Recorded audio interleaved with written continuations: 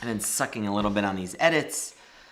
I actually was gonna try to publish what I'm gonna talk about now yesterday, except the sound was all off. I had the mic gain jacked up and everything was all buzzy and you can't correct it at that point.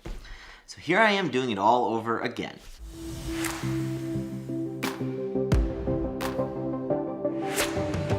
Writing has been one of the kind of key things in my career that has led it to grow. It's helped me kind of market the projects that I've done along the way, the attention I've needed to even get this gig here at High Rise. There's multiple things that I try to do writing, but there's one really key ingredient to me getting it to work. There's a book called Imagine, and it's by a guy named Jonah Lehrer. Years ago, he was a very famous author of a few books and was a Wired author, and he's been very much kind of discredited in the world.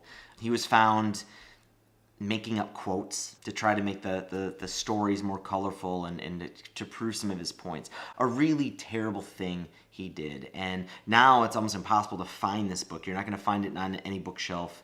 If you're going to buy it, you're going to have to buy it used. I don't think you can get it for the Kindle anymore. But what's unfortunate is I think there's still some value in this book. It opened my mind up to this thought that creativity isn't just one thing, that creativity can be two things, like writing and editing. And they may take very different skills, they may take very different environments, and they might take very different mindsets to get right. I think that's what you see with Ernest Hemingway's quote, write drunk, edit sober. Writing and editing are very different. They both need creativity, but very different kinds of creativity. And so because of this, it is super important when I write to start in a phase when I have that blank page to not be the editor, to basically turn off the delete button. If you use draft, you can physically just turn off the delete button, which is a very difficult way to write, but it gets the point across. And once you do it and get into the habit of this, you don't really need that constraint as much anymore. But if you notice, most people who struggle with writing write and then they keep editing as they write. They write out that first sentence, that first paragraph, and immediately they go back and they're reading it. Oh, this isn't any good, let me get rid of this. It's the wrong way to do things. When I was writing on Friday for an article I posted this weekend, it was awful, right? It didn't use the right verb tenses. I don't spell anything correctly. I keep using the same word over and over again. I start every paragraph with the word and or but. It's terrible writing, but I get the thoughts out. I get everything out first. And then when I'm comfortable that I've gotten a lot of these ideas out, I go back and I go into this editing phase in which I tear apart all of my ideas and I throw out a lot of stuff. Something that sounded really good when I was thinking about this in the shower just gets thrown out. Maybe I can save it for tomorrow. But you can't do this stuff together or else you get nothing done. Use a pen and a notebook. It's much harder to kind of edit yourself when you're just write free flow. There's no spell checking, there's no grammar checking, and it's easier just kind of writing that way if you feel like you're stuck because your word processor keeps trying to correct you. And then later, when you've got this body of material down in a notebook, go put it in a word processor.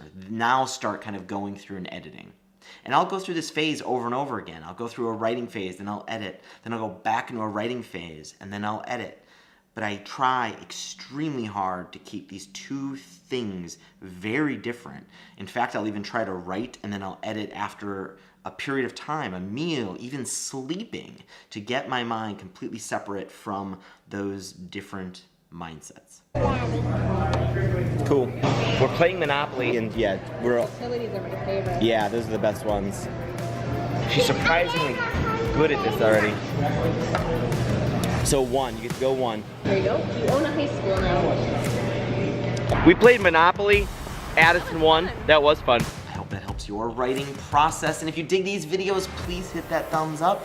And if you're new here, please subscribe. I upload a new video almost every single day. I try so hard about, running a business and product design and creativity and just getting through life. And I will hopefully see you again tomorrow. Bye, everybody.